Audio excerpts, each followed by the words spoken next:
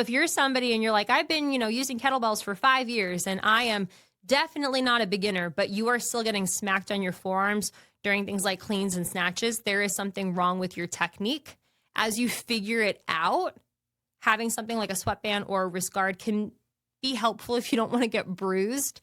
But again, that is just something that's kind of seen more so as like your training wheels than something that you necessarily need long term. Get in, losers, we're going lifting.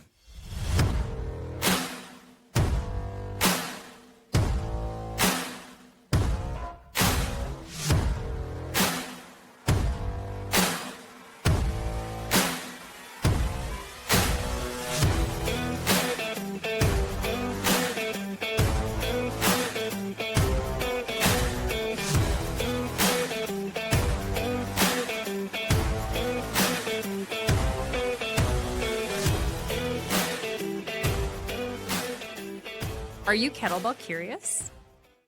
This is what you need to get started from an equipment standpoint. Number one, you need your kettlebell. So for a lot of people, what you're going to get in the beginning kind of depends on the way you intend to use kettlebells. If you want to use it in place of a dumbbell, you can get similar size weights. If you're planning on following a specific type of kettlebell training plan, you might need to be a little bit more specific. So for example, if you come to my page, I teach hardstyle kettlebell technique. We work with cast iron kettlebells. We are working to perform exercises not limited to the big six, but definitely big six skills. That's exercises like the swing, the snatch, the clean, the Turkish getup, squats, cleans. So if that's kind of the route you're going down, what I typically recommend people to get is at least their testing size bell. Now, this is a weight that is going to be based on your age, your weight, and your gender to make sure it's something that is heavy enough that you are going to be able to see progress, but not so heavy that you can't begin to learn with this bell. So I like to encourage beginners to get that bell, a bell that's 2 to 4 kilos lighter, and then potentially a bell that is 4, if not 8 kilos heavier. Anybody who comes into Swing to Snatch, we work specifically with their testing size bell and a bell 8 kilos heavier. And if that feels like that's a little bit too much, having the testing size bell and maybe something 4 kilos heavier and that lighter option as well can be really helpful. If you're planning to dive into hardstyle kettlebell technique, it's going to be really helpful to work with cast iron kettlebells over something like a competition bell or over adjustable bells potentially. I just don't like adjustable bells. I think they feel very clunky. I think they feel uncomfortable. Sometimes when they go up overhead, I have seen some crazy stuff happen where the butt of the bell then falls out on adjustable kettlebells when they're up overhead. So that's just my personal opinion with it. If you want to use an adjustable bell, go off.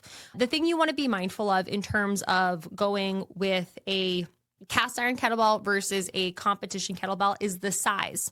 So in kettlebell sport, they work with these bigger kettlebells. They kind of look like gumballs. You probably know what I'm talking about. And as the weight gets heavier, the size of the kettlebell does not change. Kettlebell sport, they are known as competition bells. And there are specific events that happen if you choose to do this in a competitive setting. So you want the bells to be the same size, even if the weight changes, because the events are so specific. You want to train in a way where the size of the actual bell isn't going to throw you off. Whereas with cast iron kettlebells, as the weight gets heavier, the bell size will get bigger. And if you're interested in getting kettlebells from my favorite companies, we're going to link them below. What else do you need? You really don't need anything else. You want to be barefoot. We want to be able to connect the foot to the ground. This is something that you don't want to wear sneakers while practicing. Sneakers are very squishy. and you want to be able to fully connect the entire surface area of your foot to the ground as you are performing exercises this way. If you're somebody who happens to wear orthotics, it can be beneficial for you to put that in a minimalist shoe and work with that. If you are training in an environment where you are not allowed to be barefoot, working with a minimalist shoe is going to be great, but this is not the kind of workout where you want to be in a sneaker, especially as a beginner trying to figure out, what do I do with my feet? One thing that can be helpful in the beginning is getting something for your forearms. So this could be something like a sweatband, like a tennis sweatband. It could be an actual wrist guard. I get my wrist guards from Rogue. I really like theirs. And this is one of those things where you are getting it kind of like training wheels.